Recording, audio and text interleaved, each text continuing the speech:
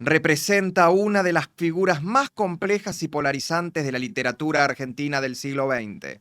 Fue una escritora que alcanzó una popularidad masiva, con obras que vendieron decenas de miles de ejemplares y fueron reeditadas en múltiples ocasiones.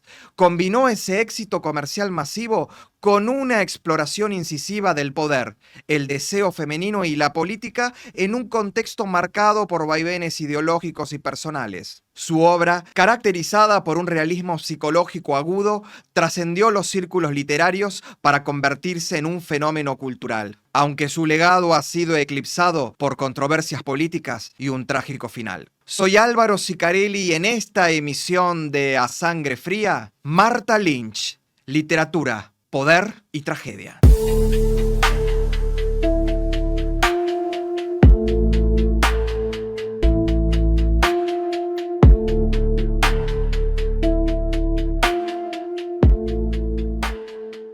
Nacida en la ciudad de La Plata el 8 de marzo de 1925, bajo el nombre de Martha Lía Frigerio y en el seno de una familia de clase media, Martha Lynch demostró desde pequeña un interés por las letras, aun cuando en su ámbito familiar la denominada alta cultura le fuera esquiva. En sus propias palabras, mi educación fue una mezcla de virginidad prematrimonial, cánones rígidos, formación religiosa, cierto gusto charro en la decoración, alguna vez al cine y al teatro, y las menos al Teatro Colón. Amén de esto, su vocación literaria la llevó a licenciarse en literatura en la Facultad de Filosofía y Letras de la Universidad de Buenos Aires. Su formación académica y su agudo intelecto contrastaban con una vida personal marcada por una profunda inseguridad y una obsesión con la apariencia física. Tuvo un primer matrimonio breve e infeliz del que se divorció y en 1948 contrajo segundas nupcias con el abogado y empresario Juan Manuel Lynch, con quien tuvo 3 hijos: Enrique, filósofo radicado y fallecido en España; Marta Juana, que siguió los pasos de su madre en la literatura; y el empresario Manuel Ramiro. Su matrimonio fue tormentoso pero duradero. Marta y su esposo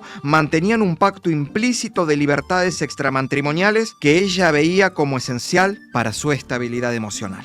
Vivieron en Vicente López, provincia de Buenos Aires, donde su hogar se convirtió en el salón de tertulias intelectuales y políticas, recibiendo a figuras tan eclécticas como el sacerdote Carlos Mujica, el líder desarrollista Rogelio Frigerio, el historiador Félix Luna, la empresaria Amalia Lacroce de Fortabat y los escritores Manuel Mujica Lainez, Eduardo Gudiño Kiefer, Beatriz Guido, Alberto Girri, entre otros. Marta se demostraba a través de ingeniosas, ocurrentes y seductoras charlas como una mujer ambiciosa en absorber todo lo relativo al arte, la historia, la política y una lectora voraz que sería el germen para el nacimiento de su vocación como escritora y figura central de la cultura popular de su tiempo. Las razones que la volcaron a Martha Lynch a la profesión literaria se entretejen con una mezcla de ambición intelectual, la fascinación por el poder y una necesidad extrema de trascender la comodidad burguesa de su matrimonio. Desde joven exhibía una inteligencia superlativa y una insatisfacción con la rutina doméstica. Su primer matrimonio fallido en los tempranos años 40 la dejó en una encrucijada emocional que la impulsó hacia los estudios universitarios como una forma de refugio y arma. Se sumergió en lecturas de Edgar Allan Poe, Virginia Woolf, Jean-Paul Sartre, Simone de Beauvoir, Dominique Ory y el realismo social argentino de Ernesto Sábato y Julio Cortázar, descubriendo en la literatura no solo un oficio, sino una herramienta para diseccionar el deseo y la traición, temas que ya bullían en su vida personal. Sus inicios fueron modestos y casi accidentales. En la década de 1950 publicó cuentos dispersos en revistas y diarios como La Nación, que pasaron desapercibidos. Según su biógrafa, la periodista cultural Cristina Mucci, Martha Lynch era una gran narradora desde el principio. Su obsesión por figurar, por estar en el primer plano, la llevó a la escritura como un escenario donde podía ser protagonista absoluta.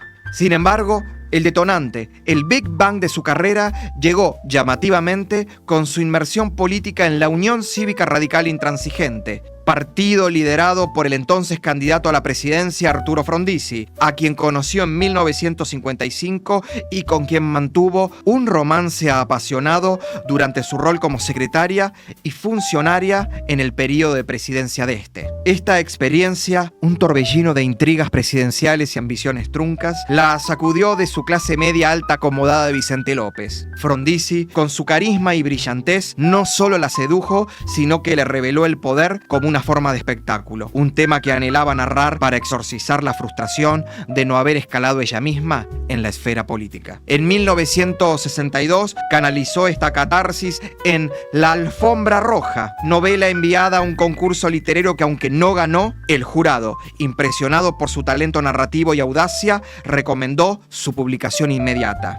La trama de La Alfombra Roja desnuda el ascenso irresistible e indefendible de un dirigente político carismático y maquiavélico a la cima del poder total, la presidencia de la nación, y cómo ese proceso deviene, con el mismo impulso, en su posterior caída en desgracia. Este lanzamiento, que agotó ediciones en meses, no solo fue un éxito editorial, sino la validación de su vocación: escribir para no volverme loca y vencer a la muerte, dijo, transformando sus contradicciones personales, el erotismo como resistencia, la política como farsa, en una narrativa que le permitió figurar, seducir y perdurar. Mucci subraya esta motivación. Sus vaivenes políticos y su afán por el poder la convirtieron en precursora de una ética y una estética que se instaló en Argentina después. La escritura era su manera de ser eterna, de no envejecer en el olvido. Así, la literatura no fue para Martha Lynch un mero capricho académico, sino una vocación tardía y pasional, nacida de la intersección entre su inteligencia insatisfecha,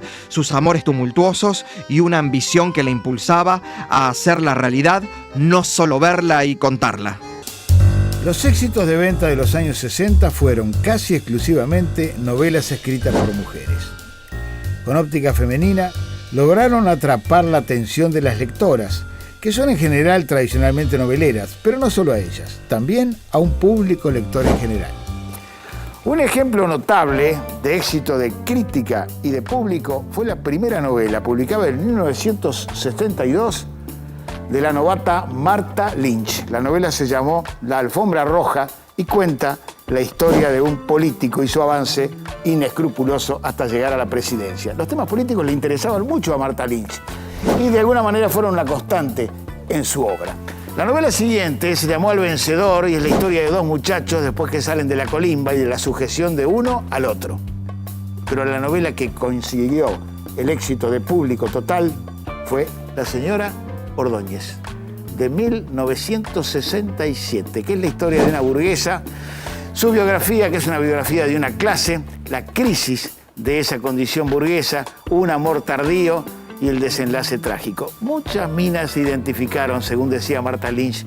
Pero fue su tercer novela, la que, gracias a su audacia temática y narrativa que rompió con los convencionalismos literarios y sociales de su época, la que la encumbró en el Olimpo del éxito literario y el reconocimiento masivo. En 1967 se publica La Señora Ordóñez. Esta obra, que narra la vida de una mujer de clase alta insatisfecha con su matrimonio y su rol social, exploraba de manera explícita temas como la sexualidad femenina, el deseo no conformista y la crítica a una sociedad machista y conservadora predominante, lo que la posicionó como una novela precursora del feminismo. Su éxito se debió en gran medida a la maestría de Lynch para analizar y narrar conflictos internos y proyectarlos a una dimensión social más amplia, cuestionando los valores tradicionales y el choque de clases en la Argentina de los años 60.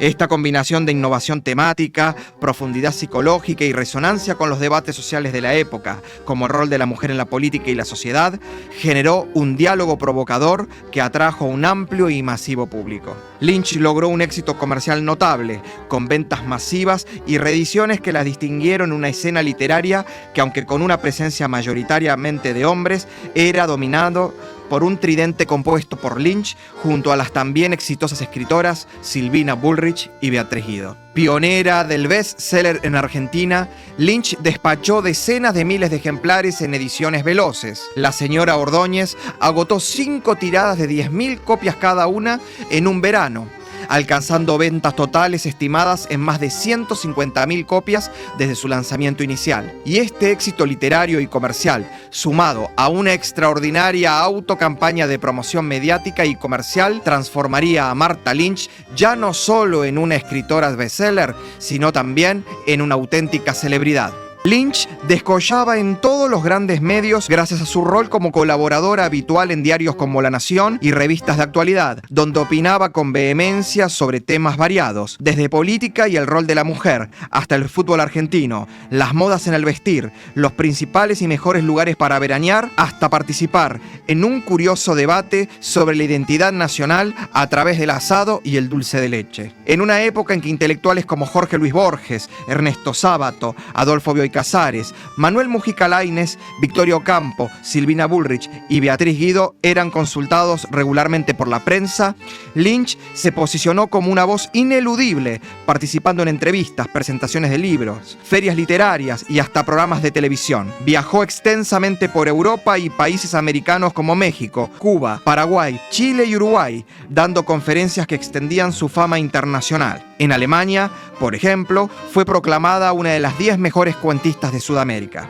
Esta omnipresencia la convirtió en un personaje muy popular, admirada por su sofisticación y elegancia de clase alta, aunque ella se identificaba con la clase media típica argentina. Su popularidad se sustentaba en la conexión con lectores que veían en sus novelas preocupaciones cotidianas como la independencia femenina, la vejez y las dinámicas familiares, pero también en las polémicas que generaba, como sus cambios políticos abruptos que la mantenían en el centro del debate público. El poder, su cercanía con él y la propia participación de Lynch en ámbitos de influencia y decisión fueron, por un lado, un pasaporte de acceso al establishment político y empresarial, pero también su propio anatema y excomunión de vastos ámbitos de la élite cultural por los que tanto había luchado por ser aceptada y reconocida. Más allá de su éxito literario, Lynch se transformó en una figura controvertida por su estrecha vinculación con el poder político argentino, marcada por cambios ideológicos oportunistas, una aparente afinidad por las esferas de influencia y duras críticas por su apoyo a regímenes autoritarios. La transformación de Lynch en una figura ligada al poder se gestó de sus orígenes familiares y se profundizó a lo largo de su vida adulta. En la década de 1950 trabajó como secretaria y funcionaria del gabinete ministerial del presidente Arturo Frondizi durante 2 años. El acercamiento de Martha Lynch al peronismo se consolidó en la década de 1970, en un contexto de agitación política y social en Argentina, marcado por el regreso de Juan Domingo Perón del exilio y el ascenso de corrientes revolucionarias dentro del movimiento justicialista. Esta transición se reflejó en su literatura. En su novela La señora Ordóñez incorporó al peronismo como tema central, retratando a Eva y Juan Domingo Perón como protagonistas simbólicos y explorando el rol de las mujeres en la vida pública, la discriminación y la postergación durante el ascenso de la clase trabajadora y los sindicatos en la década de 1940 y 1960. Un hito clave en su vinculación fue su participación en el vuelo charter que trajo de regreso a Perón desde España en noviembre de 1972, un evento icónico que simbolizó la efervescencia del peronismo y su retorno al poder. Pero Martha Lynch, que supongo estará cansada de tantas horas de vuelo, ¿o no? Sí, terriblemente cansada. Martha, usted como escritora, ¿escribirá este viaje? Creo que no. Viaje? Creo que no. ¿Por qué? Bueno, por razones que me reservo. No es visión de una escritora en su momento traspasar al libro los momentos que vive. Sí, pero uno escribe sobre las cosas que nacen de adentro hacia afuera. Es decir, es al revés, los acontecimientos exteriores provocan muy pocas veces la buena literatura. La buena literatura nace del interior de cada escritor. No sé si dentro de 15 días o de un mes o de un año esto dará origen a alguna experiencia literaria que merezca la pena que se conozca. Por ahora no. ¿Qué siente en el interior, o qué hay en estos momentos en el interior de Martha Lynch? Deseo que en mi país haya paz. y se inicie una era de tranquilidad y de trabajo y de cordura, que es lo que falta desde hace mucho tiempo. Lynch no solo apoyó el gobierno de Héctor Cámpora, sino que expresó simpatía por los movimientos revolucionarios de izquierda dentro del peronismo, como los montoneros, lo que la posicionó en el ala progresista del movimiento. Además, recibió en su casa de Vicente López a figuras como el padre Carlos Mujica, un sacerdote peronista y referente de la teología de la liberación, asesinado en 1974 por grupos parapoliciales. Esta adhesión al peronismo no era estrictamente ideológica. Lynch, proveniente de un entorno antiperonista propio de la generación del 55 y con raíces en el realismo social, parecía atraída por la vitalidad del movimiento y su capacidad para movilizar a las masas, aunque en entrevistas posteriores, como una de 1970, aclaró que no se consideraba peronista, pero reconocía su importancia como el movimiento más relevante en la historia de América Latina. El posterior salto de Lynch del peronismo a la dictadura se enmarca en la turbulenta historia argentina. El peronismo se fracturó tras la muerte de Perón en 1974, con conflictos entre la extrema izquierda de Montoneros y la extrema derecha de la AAA, culminando en el golpe militar que prometía orden frente al caos. Lynch, atraída por el poder en sí mismo más que por tales o cuales ideales, adaptó sus posturas al contexto dominante, pasando de la efervescencia revolucionaria a la sumisión del orden por la fuerza. Pero hubo un nombre y un rango militar que la sedujo y la subyugó ante la autoridad militar: el almirante Emilio Eduardo Macera. El golpe de Estado de 1976 que derrocó a Isabel Perón e instaló la dictadura militar conocida como Proceso de Reorganización Nacional marcó un drástico cambio en la trayectoria política de Lynch. Tras un periodo inicial de silencio durante los primeros años del régimen, posiblemente por cautela ante la represión que afectaba a intelectuales y activistas, Lynch pasó a apoyar abiertamente medidas del gobierno dictatorial. Publicó artículos en defensa del régimen en encuentros internacionales, generando controversias y alejándola de círculos culturales progresistas, e incluso participó del film La Fiesta de Todos, propaganda fílmica dirigida por el prestigioso actor y director Sergio Renán para difundir la obra del gobierno militar en torno al Mundial de Fútbol Argentina 1978. Argentina era un país con 25 millones de directores técnicos y hasta nosotras, que habíamos sentido en un principio el Mundial como una calamidad, teníamos nuestras propias ideas acerca de la formación del seleccionado nacional. Este salto ideológico fue particularmente escandaloso dado su previo alineamiento con el peronismo de izquierda y se profundizó con su relación sentimental con el almirante Emilio Eduardo Macera, uno de los máximos líderes de la Junta Militar con históricas vinculaciones con la extrema derecha peronista durante el gobierno de Isabel Perón y José López Rega. La conexión entre Lynch y Macera se inició alrededor de 1977, en plena dictadura, cuando Lynch acudió a las oficinas de Macera para interceder por un desaparecido, posiblemente un conocido o familiar vinculado a movimientos de izquierda. Macera, conocido por sus múltiples amantes y aventuras sexuales, veía en Lynch una aliada intelectual que pudiera aportar a su tan ansiado proyecto presidencial, pero no reciprocaba con la intensidad emocional que ella proyectaba. El aspecto amoroso era marcadamente asimétrico y perverso.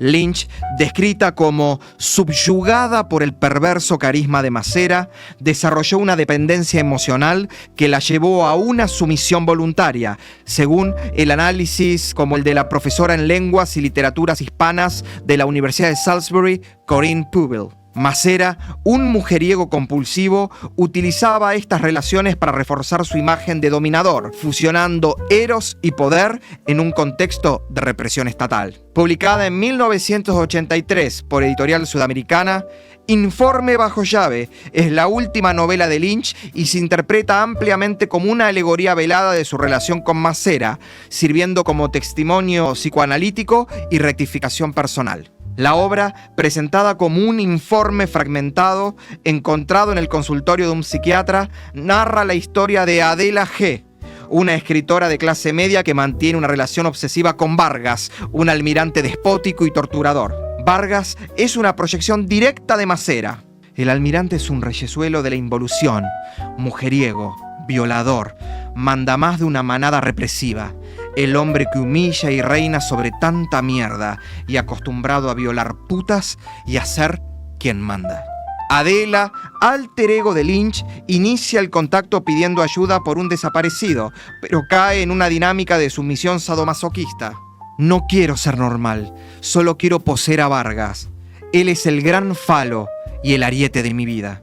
El vínculo Macera-Lynch ilustra cómo el poder sedujo a intelectuales, fusionando política y deseo en un contexto autoritario y violento. Informe bajo llave transforma esta experiencia en crítica literaria, pero el estigma perdura, marcando el legado ambiguo de Lynch como escritora talentosa y figura controvertida. Pero si bien todos los escándalos producidos por sus declaraciones y vínculos complejos, polémicos y cuestionables, no pudieron per se destruir su fama y capacidad literaria, sí lo fueron el paso del tiempo, la vejez y el temor a una muerte indigna. Martha Lynch mantuvo una relación profundamente conflictiva y angustiante con el paso del tiempo, el envejecimiento y la pérdida de lucidez, elementos que la aterrorizaban al punto de concebirlos como una prisión insoportable. Desde joven, Lynch exhibía una conciencia aguda sobre la decadencia inevitable del cuerpo y la mente, lo que la llevó a una lucha obsesiva contra cualquier signo de vejez, librando una pelea despareja toda su vida contra el paso del tiempo y la decrepitud. Este miedo se manifestaba en constantes dietas, múltiples cirugías estéticas realizadas por cirujanos como José Yuri, Roberto Selikovich e Ivo Pitangui, y una prohibición absoluta de espejos en su hogar, ya que no toleraba ver su imagen reflejada en ellos. A los 20 años, durante una salida con su futuro esposo Juan Manuel Lynch, le pidió que mirara bien su rostro y no lo olvidara, porque esa frescura no duraría para siempre, revelando una precoz angustia ante el envejecimiento. Mentía sobre su edad, restando entre 5 y 7 años según el momento, incluso a amigos y familiares, y les decía a sus hijos que nunca la verían con canas ni a los 80 años. Esta obsesión se intensificaba con el temor a la pérdida de lucidez y a una muerte indigna, que para ella implicaba la degradación física y mental, la invisibilidad social, especialmente ante los hombres, y la dependencia. A los 60 años, su declive era evidente. Su nariz requirió reconstrucciones por daños de cirugías previas. Su boca se ladeaba, su rostro perdía simetría, las arrugas avanzaban y su piel flácida mostraba estrías. Vivía con depresiones crónicas, recurriendo a pastillas, terapias y tratamientos, y se veía a sí misma como fea e invisible. Para Lynch, la belleza y la juventud eran condiciones indispensables para la felicidad. Sin ella, no quería ni sabía vivir. Estos factores convergieron en su decisión final de suicidarse el 8 de octubre de 1985 a los 60 años, con un disparo en la sien usando un arma comprada días antes. Dejó una nota a su esposo. Te amo, te amo. Te amo, pero no puedo soportar esta prisión. No puedo soportar esta vida. Su chofer la encontró en el piso de su dormitorio en Vicente López, con el rostro deformado. Su peor pesadilla hecha realidad. Martha Lynch emergió como una figura indispensable en la literatura argentina, no solo por sus bestsellers que desentrañaron el deseo femenino, el poder y la violencia política con una audacia sin precedentes, sino también que resuena con fuerza en los debates contemporáneos sobre el rol de la mujer, los escritores y la naturaleza del poder, recordándonos que su voz, audaz y provocadora, sigue desafiando al olvido y moldeando el alma de una nación en constante transformación. Soy Álvaro Sicarelli y este fue otra emisión más de A Sangre Fría, acá, por Canal EI. Hasta la próxima.